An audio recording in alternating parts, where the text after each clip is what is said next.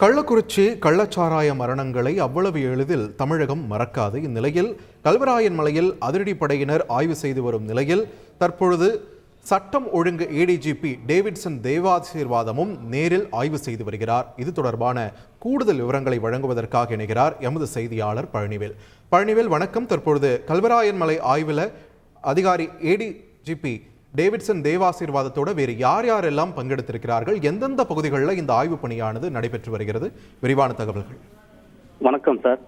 அதாவது கள்ளக்குறிச்சி மாவட்டம் கருணாபுரத்துல கடந்த மாதம் கள்ளச்சாராயம் அருந்தி பல பேர் உயிரிழந்த நிலையில் கல்வராயன் மலையில் சிறப்பு அதிரடிப்படை போலீசார் மற்றும் பல்வேறு மாவட்ட போலீசார் கல்வராயன் மலையில தற்போது வரை தீவிர சாராய ரெய்டில் ஈடுபட்டு வருகிறார்கள். இந்த நிலையில் தமிழக சட்டம் ஒழுங்கு ஏடிஜிபி டேவிட் தேவ ஆசீர்வாதம் அவர்கள் தற்போது கல்வராயன் மலையில் வந்து ஆய்வு மேற்கொண்டு வருகிறார்.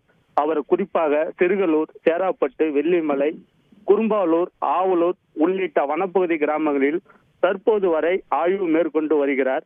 அவருடன் வடக்கு மண்டல ஐஜி அஸ்ரா கார்க் மற்றும் கள்ளக்குறிச்சி மாவட்ட போலீஸ் சூப்பரண்ட் ராஜத் சதுர்வேதி ஆகியோர் தற்போது அவருடன் உள்ளார்கள்.